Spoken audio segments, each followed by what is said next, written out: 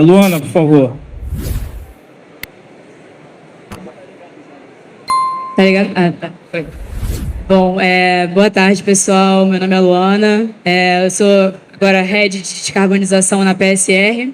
PSR é uma consultoria brasileira criada em 35 anos atrás. A gente tem um escritório no Rio de Janeiro, mas a gente tem atuação global em mais de 70 países. A gente faz consultoria e também tem toda uma área de desenvolvimento de software, principalmente focado no setor elétrico, mas agora indo cada vez mais para o setor energético. Então, a empresa atua desde sua criação com renováveis, mas principalmente eólica, solar, hidrelétrica, até com o Brasil tendo a matriz muito hidrelétrica, não tem como falar de eletricidade no Brasil sem falar de renováveis.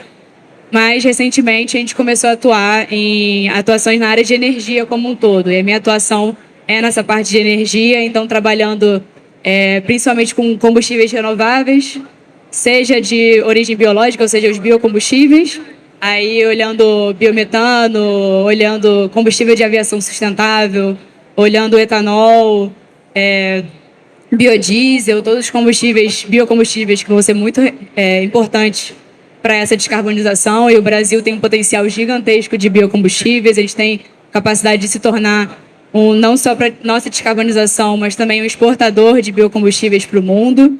E acho que a nossa indústria já é muito relevante, tem ainda também muito o que crescer.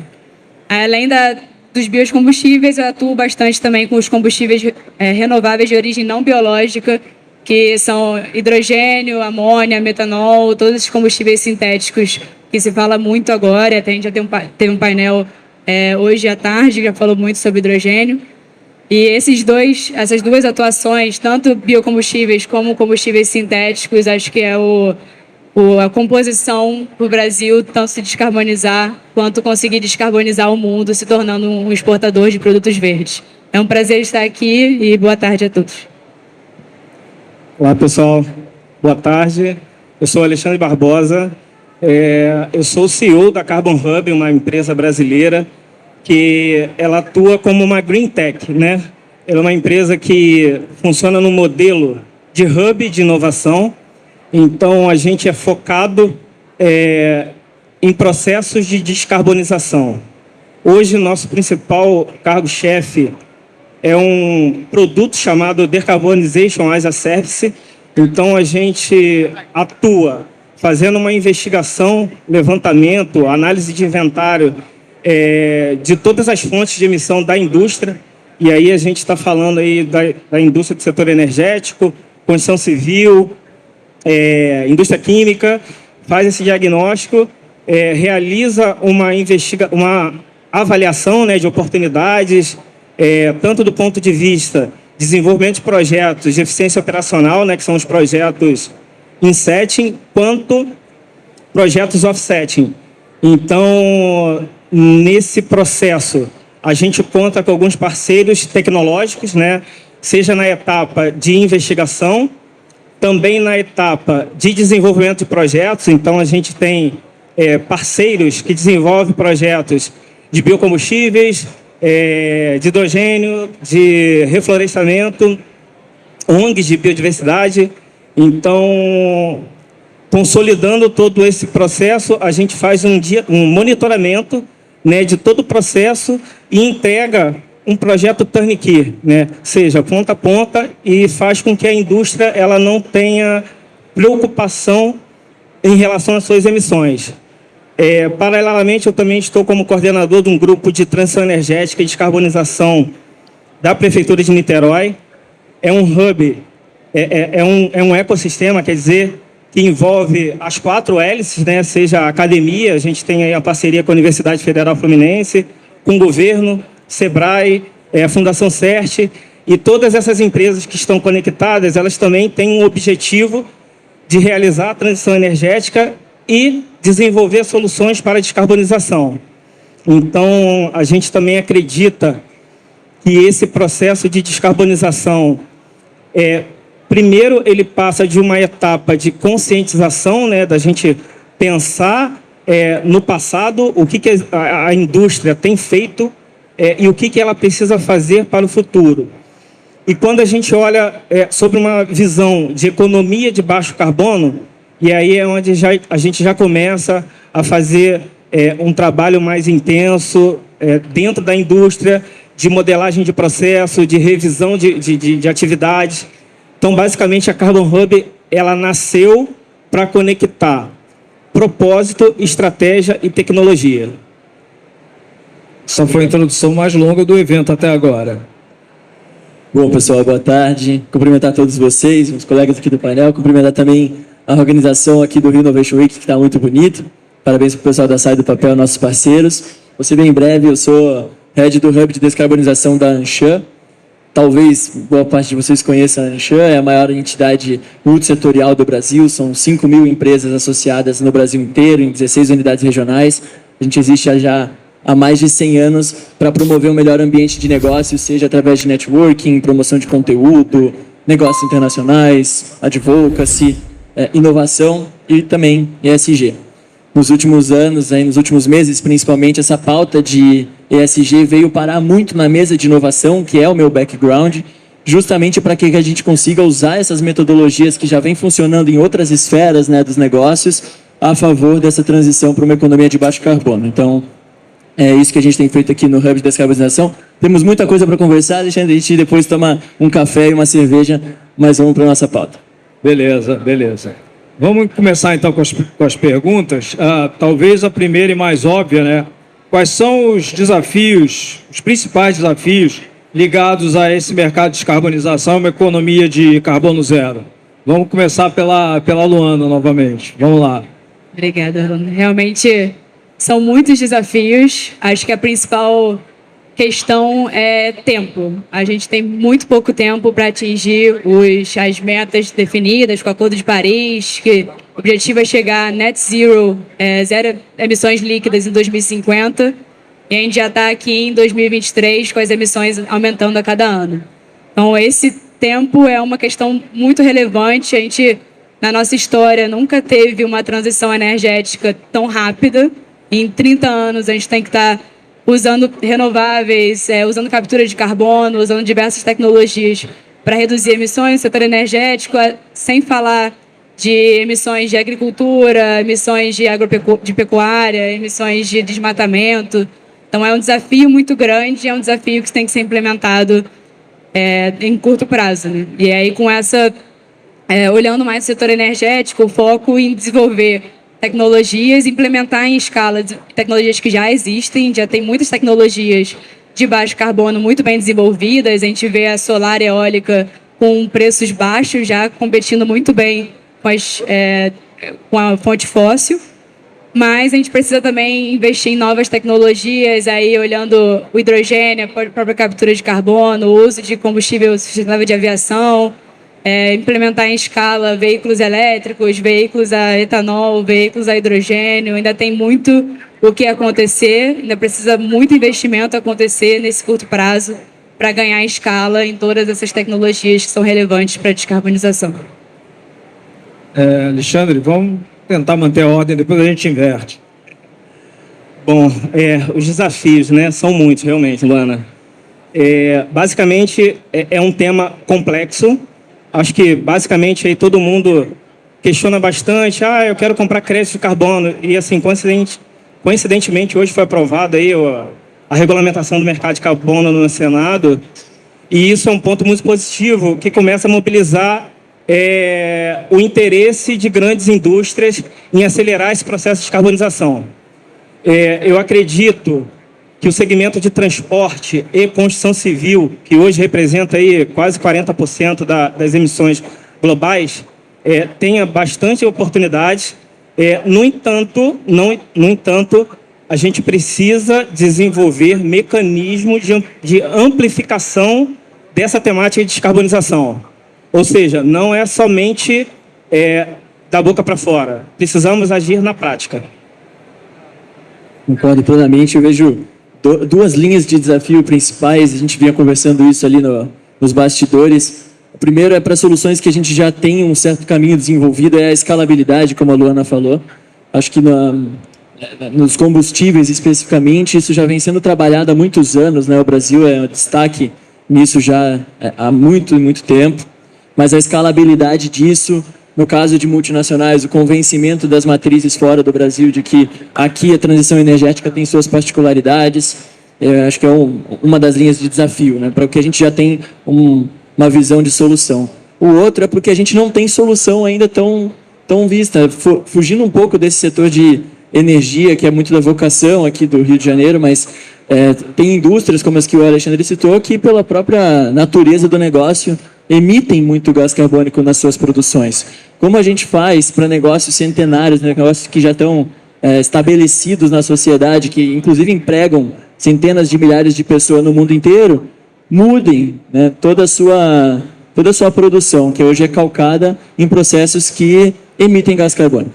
E aí é inventar novos caminhos para uma siderurgia continuar sendo competitiva, mas sem ferir o meio ambiente. E até amanhã, que é 2050, né? Tá chegando muito perto disso. Esse ponto da siderurgia e cimento, apesar de estar fora do radar de todo mundo pensa em descarbonização, pensa logo em combustível, em produção de energia. Mas a indústria de cimento e a indústria de aço consomem emitem quase tanto carbono quanto o setor de transporte. É um valor muito alto. E a indústria siderúrgica e a indústria de cimento são os tais dos hard to abate sectors, porque a produção de CO2 faz parte do processo produtivo deles. O processo gera CO2. Tá? Então, a solução que está sendo, no caso do aço, o pessoal do painel do hidrogênio falou, é a redução do ferro para aço usando hidrogênio, né? Aí vai consumir muito hidrogênio. E no caso do cimento, tem algumas empresas tentando uma outra forma de produzir cimento que não vai gerar tanto CO2, mas a solução mais direta é simplesmente fazer captura de CO2 na chaminé da fábrica de cimento, né? Então, tem uma coisa interessante, isso que você falou para as áreas que não tem solução, né? Quer dizer, a gente tem, como vocês bem colocaram, as áreas onde a tecnologia, a gente tem que aumentar a escala para reduzir o custo e conseguir instalar a quantidade necessária para atingir as metas num tempo muito curto, né? A gente vai ter que multiplicar por vários números, 5, 6, a quantidade de instalações solares e eólicas. Mas tem outras tecnologias que estão em desenvolvimento que o desafio é maior ainda, que você tem que sair da escala de laboratório, de bancada, passar para uma escala industrial, né? Passar para um tamanho real, factível, utilizável e viabilizar a industrialização disso. Então, eventualmente, novas indústrias inteiras vão ter que ser criadas. Além dos problemas enormes que nós temos na cadeia de suprimento, fruto da pandemia. Estava comentando com a Luana, para você acelerar a planta eólica, você precisa de uma subestação, tá certo? O prazo de subestação para a entrega de uma subestação hoje, 7 anos. Então, é um negócio bem complicado a cadeia de suprimento, a disrupção que a gente teve na cadeia de suprimento e o impacto que está tendo em tudo. Bom, toda vez que a gente tem desafio, né, o tal do ideograma chinês, né, que o desafio é igual a oportunidade, toda vez que você tem um desafio, você tem uma oportunidade. Então, quais seriam as oportunidades que são decorrentes dessa descarbonização e dessa economia de carbono zero que se apresentam principalmente para países como o Brasil e outros? Podemos começar com o Bruno agora. Vai lá, Bruno. Bom, você falou, Orlando, surgem mercados inteiros novos, né? Então, acho que essa é a grande oportunidade, mas eu acabo acreditando muito mais que as grandes estruturas que a gente já tem estabelecidas hoje são as que vão precisar também protagonizar isso, né? Então, tem empresas enormes aqui expondo hoje, ao longo de todo esse evento, que vão ser as protagonistas dessa transição, e a oportunidade é que elas continuem sendo protagonistas, né? As startups, elas entram junto para conseguir acelerar esse processo, para trazer aquele ar de inovação, aquele ar de velocidade, aquela conexão com o futuro realmente, mas a oportunidade para mim mora na colaboração entre grandes empresas. É ali onde a gente tem o maior recurso de capital, é onde a gente tem os maiores recursos de massa cinzenta também para dedicar, né, nessa criação de um novo paradigma de mercado, que é exatamente isso que a gente está buscando quando fala de descarbonização. Bom, quando a gente olha a matriz global de emissões, a gente observa aí que praticamente 90% das emissões globais são concentradas em em 10 países. O Brasil ele colabora aí com 4% dessas emissões, e as nossas emissões elas são basicamente voltadas para a agricultura. E quando a gente encontra um dilema desse da agricultura, a gente tem aí o Brasil ele se coloca hoje como um grande protagonista, né, no desenvolvimento de soluções para a agricultura. A gente tem aí as soluções baseadas na natureza, né, manejo de solo sustentável, biofertilizantes. A gente tem uma série de tecnologias que podem ser utilizadas na parte de agricultura.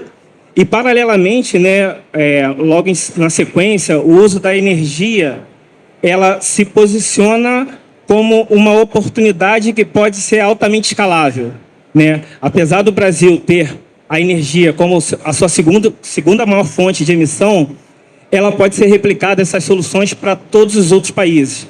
Então, questões relacionadas à mobilidade elétrica, a mobilidade sustentável como um todo, o uso de veículos elétricos, sistemas interoperáveis para reduzir o deslocamento, isso faz aí com que a gente reduza um pouco a pegada de carbono do setor de transporte. E o uso da energia renovável para a energia elétrica. Realmente, concordo plenamente que vai surgir um novo mercado, e são diversos novos mercados para a produção de diversas novas tecnologias, para a produção de soluções sustentáveis para a agricultura, soluções sustentáveis para a pecuária. Toda essa parte de inovação vai ser muito relevante. E olhando mais o Brasil tem aqui a oportunidade, como eu já comentei no início, de se tornar um solution provider para o mundo. Recentemente, a gente passou a ser um pouco mal visto por causa da questão do desmatamento. Só que focar somente no desmatamento no Brasil é um pouco injusto. Porque, sim, a gente tem que focar muito no desmatamento. Eu acho que, sim, a gente tem que resolver nossos problemas. E, sim, é um maior problema nosso em termos de descarbonização. E é uma coisa muito relevante. Só que a gente não pode esquecer que o Brasil tem outros potenciais. O Brasil não é só desmatamento. O Brasil é diversidade de renováveis, é diversidade de capacidade de produção renovável. A gente tem um sistema 90% renovável. Que país que tem isso também? Não é algo muito comum. O Brasil tem coisas muito boas e a gente tem que valorizar essas coisas muito boas. E, para isso, a gente tem que, claro, terminar com o desmatamento para as pessoas começarem a ver mais o Brasil pelo que ele pode oferecer. E ele realmente pode oferecer todos esses produtos verdes que podem ser exportados para o mundo, esses biocombustíveis, mas também ser um provedor de matéria de mais baixa emissão. Agora a gente estava comentando que vai começar a valer na União Europeia um imposto sobre carbono na fronteira. Começa a valer em 2026, mas agora já começaram a calcular qual o carbono de cada coisa que é importada pela União Europeia. Então, se a União Europeia importa aço, quanto de CO2 foi gerado na produção de aço? Se ela importa alumínio, se ela importa fertilizantes. Então, os nossos produtos brasileiros, podem começar a ser mais bem vistos na União Europeia, a gente começar a conseguir exportar mais nossos produtos, se a gente conseguir produzir de forma de baixa emissão, de forma renovável. Então, acho que a gente tem grandes oportunidades aí, o Brasil tem grandes oportunidades, mas a gente tem que fazer o nosso dever de casa, a gente tem que reduzir nossas emissões, principalmente a questão do desmatamento. Só complementando, pegando carona nesse ponto aí que você levantou agora do imposto de fronteira de carbono, é aquilo que o pessoal estava comentando no painel de hidrogênio, né? Em vez de mandar minério de ferro para a Europa e mandar hidrogênio liquefeito ou na forma de amônia para a Europa, traz a siderurgia para cá. Produz aço verde aqui, produz fertilizante verde aqui. Não tem sentido a gente não aproveitar essa oportunidade, né, para fazer, parar de exportar commodity, exportar produto verde, com selo verde, com prêmio verde, tá, para esses mercados.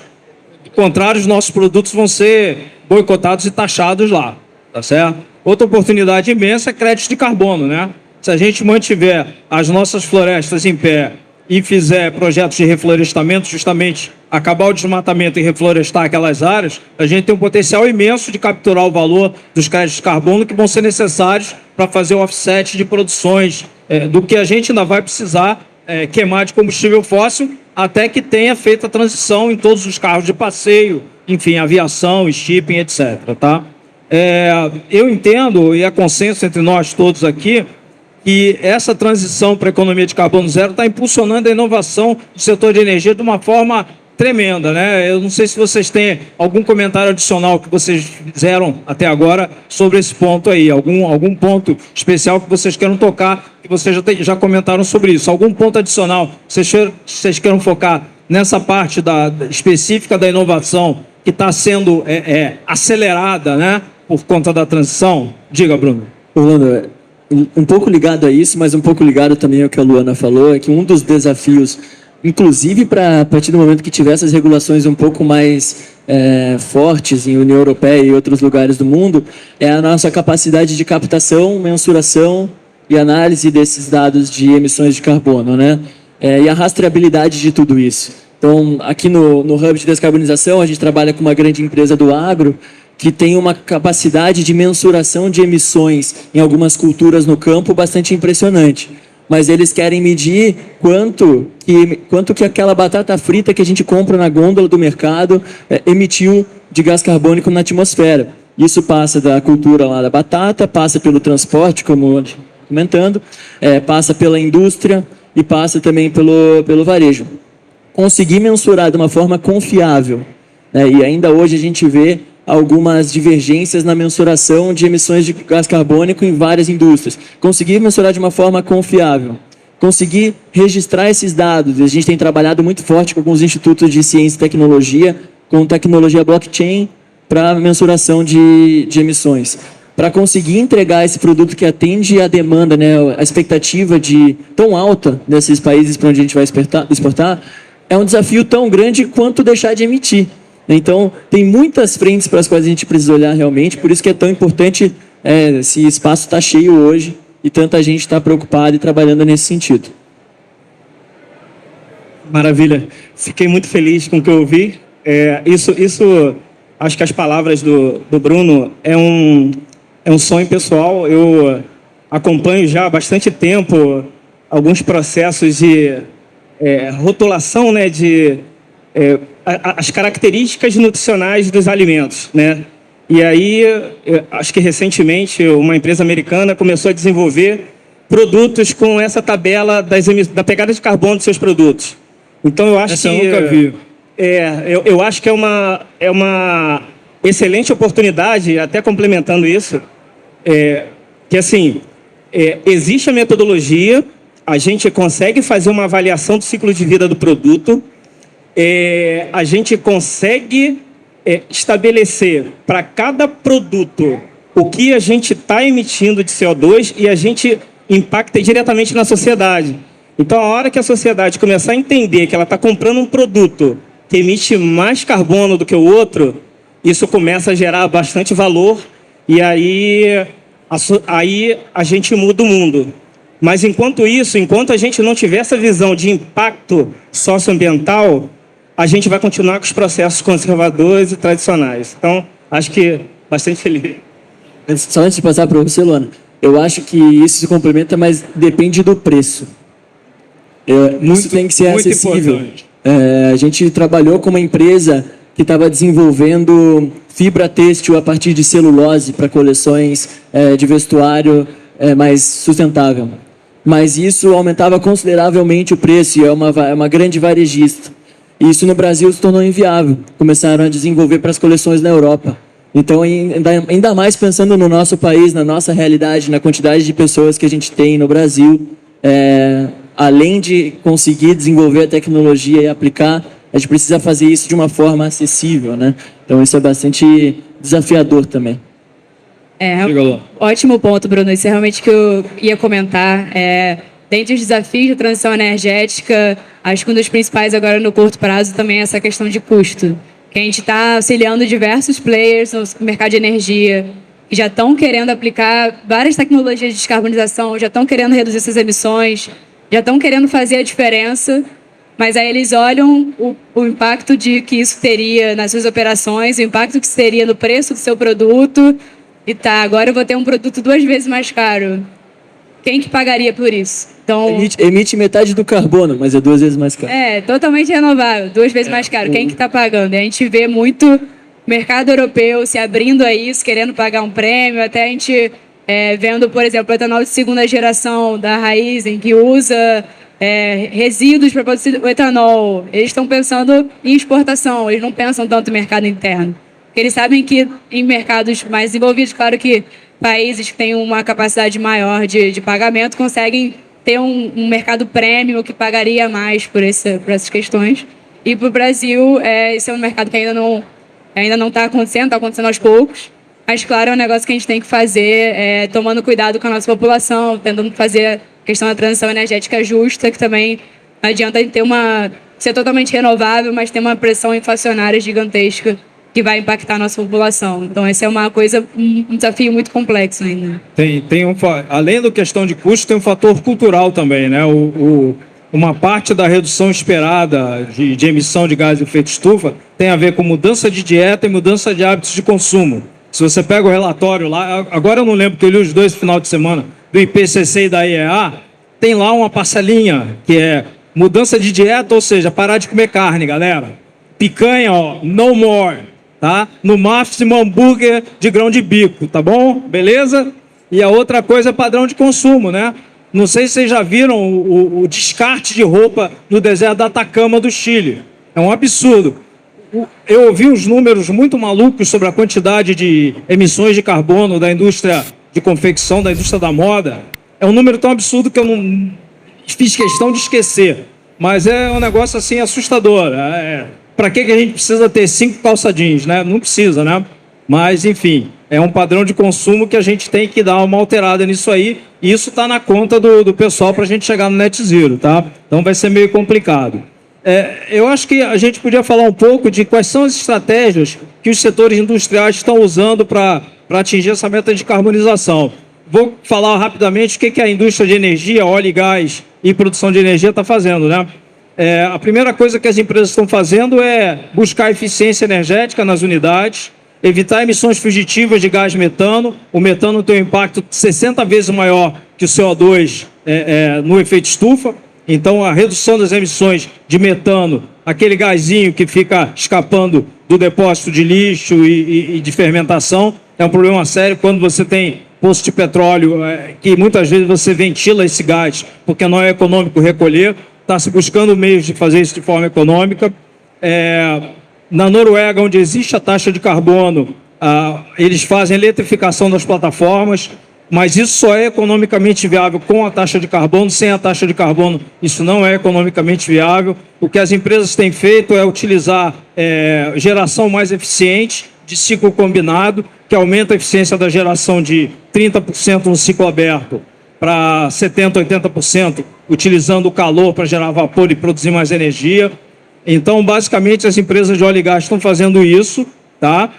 Para abater o escopo 3, que é o combustível efetivamente queimado nos carros, etc., tem 2 soluções: ou partir para biocombustível, ou fazer o abatimento através de crédito de carbono.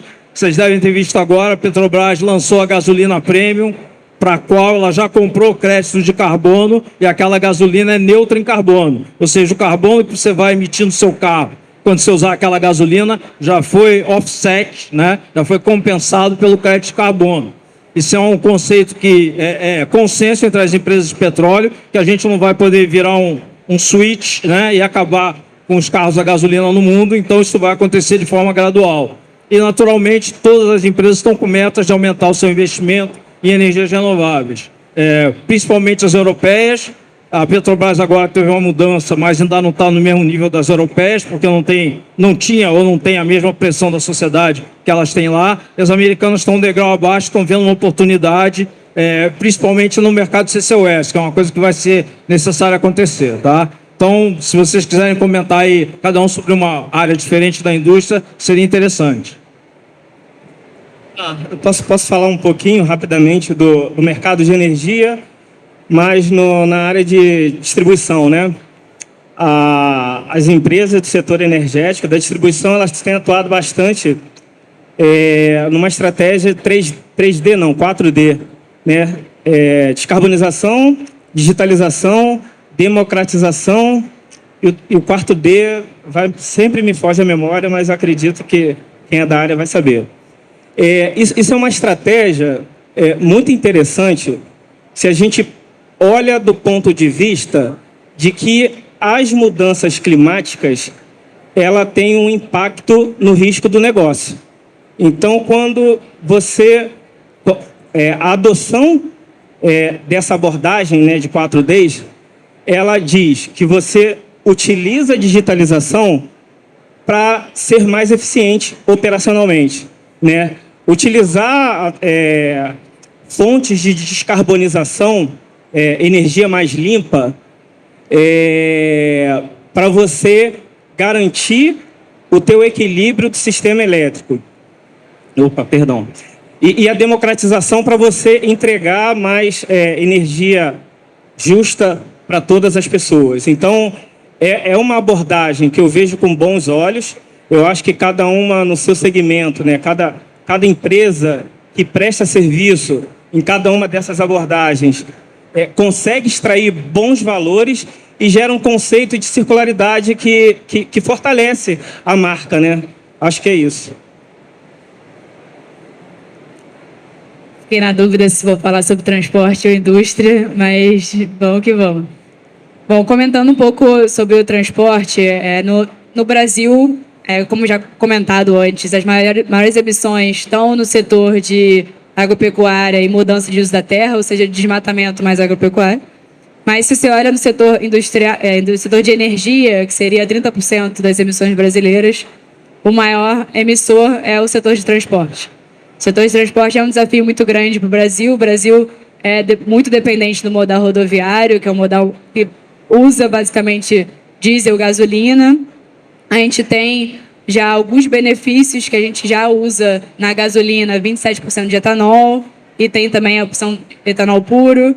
E no diesel a gente já usa o biodiesel, mas só agora aumentou, não sei se está 12% agora. Mas esse é algo que é um grande desafio para o Brasil de como descarbonizar esse setor, e é um desafio mundial, né? Então, para o Brasil, a gente vê que ainda está um pouco atrás de regiões Europa, um pouco atrás dos Estados Unidos, um pouco atrás da China em termos de veículos elétricos. A gente já vê veículos elétricos ficando cada vez mais baratos. A gente ainda tem um veículo muito mais caro do que o veículo a gasolina, o veículo leve.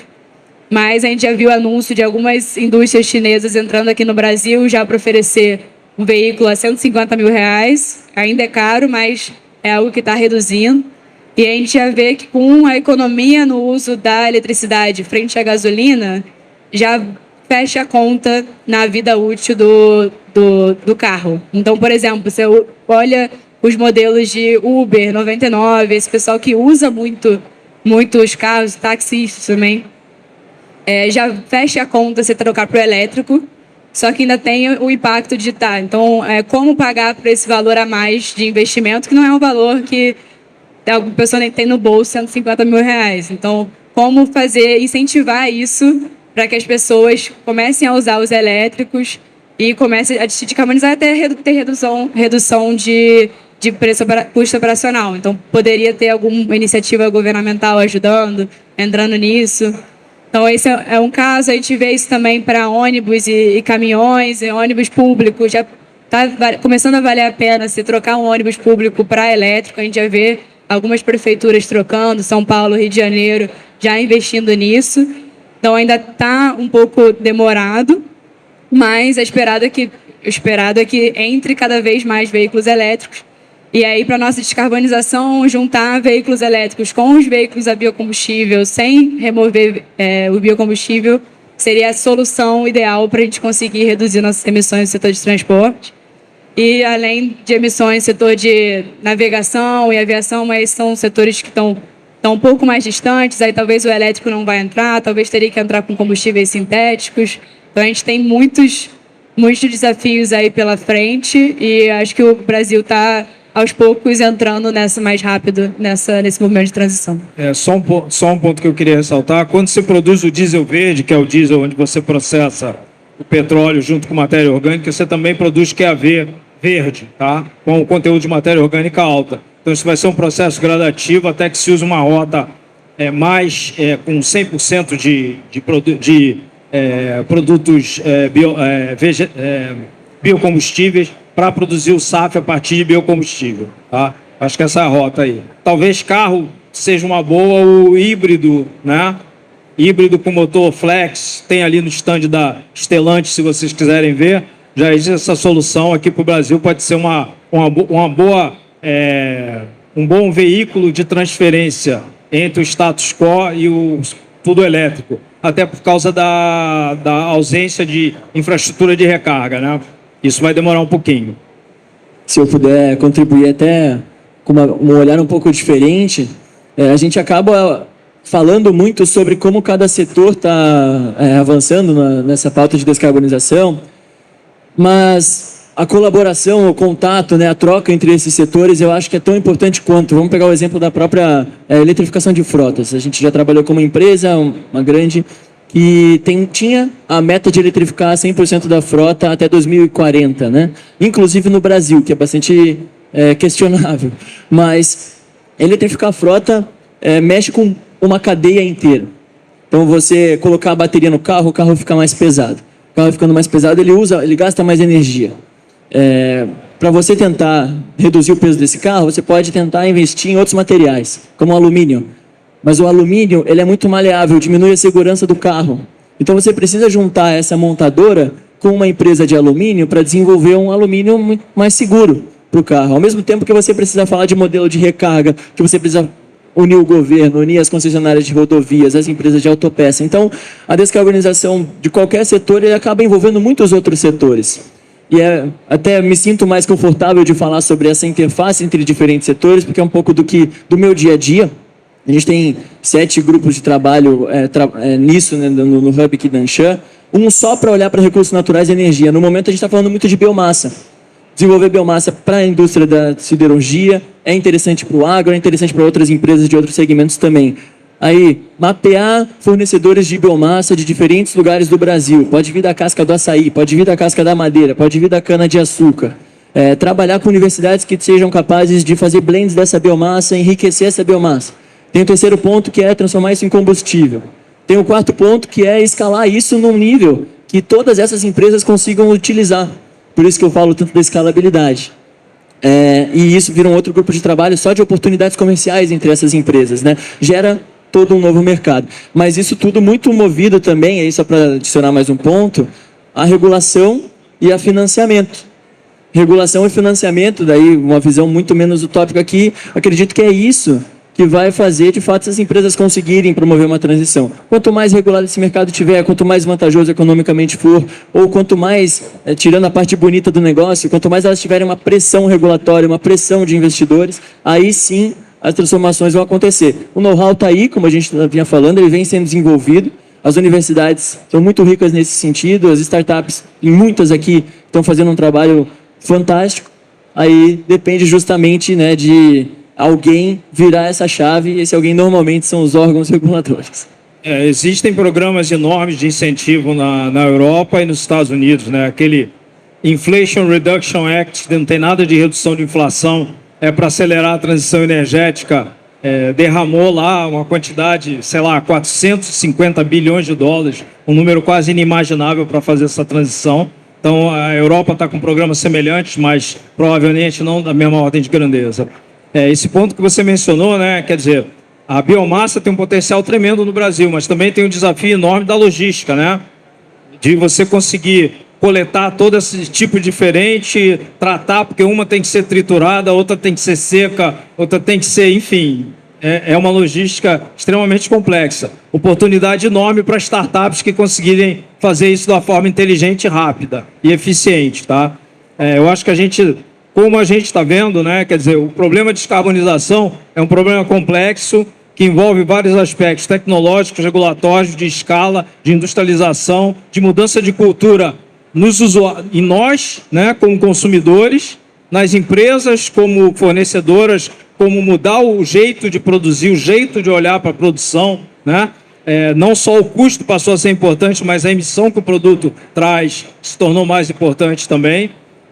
Então, é um problema complicado, multifacetado, um desafio realmente muito grande para a sociedade. A gente tem as ferramentas, mas precisamos de todos pulling together, né? Todo mundo tem que estar puxando ou empurrando o carro na mesma direção para que a gente consiga atingir esse objetivo. Então, para a gente se manter aqui no tempo que o pessoal pediu, para recuperar o atraso aqui, eu vou fazer um desafio para os meus fellow panelistas, tá? Quer dizer o seguinte, eu queria que vocês fizessem um elevator pitch, tá certo? De 2 minutos cada um, colocando 3 iniciativas que você destacaria para acelerar a descarbonização, tá? Em 2 minutos, 3 iniciativas para acelerar a descarbonização. Senão a gente ficaria falando aqui sobre isso até amanhã de manhã e a gente está no tempo. Então vamos lá, eu sei que é desafio, por isso que eu estou passando para vocês e eu mesmo não vou fazer. Quem é o voluntário para começar? Bom, mas é 2 minutos. Eu vou fazer que nem pitch de startup. Vou botar o timer aqui. Tá bom. Então eu vou voltar então a um tema que eu acho que é bastante interessante. Você pagaria um pouco mais caro por um óleo produzido na Amazônia? Talvez, né? Se a gente tivesse aquela consciência ambiental. Então, assim, eu acho que a gente começar a desenvolver tecnologias de impacto socioambiental, onde coloca o indivíduo no centro das atenções, né? Onde coloca ele como protagonista para proteger e gerar valor com as suas riquezas, eu acho que a gente começa a mudar.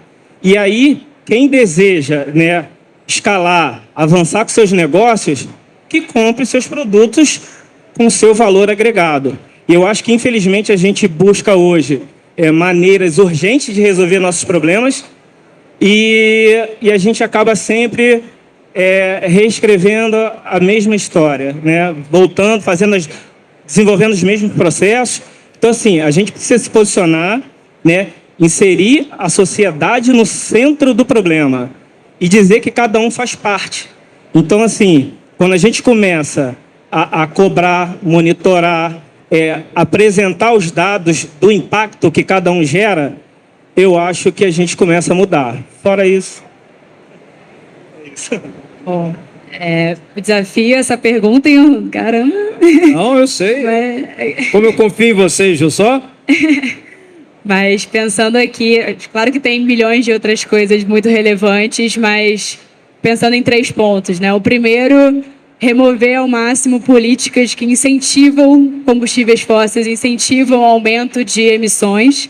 Isso, infelizmente, é algo que ainda tem. A gente teve recentemente a aprovação de 8 gigawatts de térmica a gás obrigatório no setor elétrico. Então, é uma coisa reduzir essas políticas, incrementar políticas para maior adoção de combustíveis renováveis, de mais baixo carbono, seja com alguma inserção mais mandatória, seja por meio de subsídios, por meio de incentivos, incentivos para desenvolver o mercado, claro que sempre olhando no bem da população, sem criar muitos encargos para a população como um todo.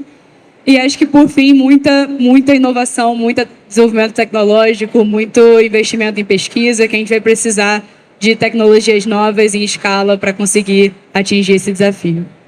Boa. Gostei muito do que vocês dois falaram. Tem um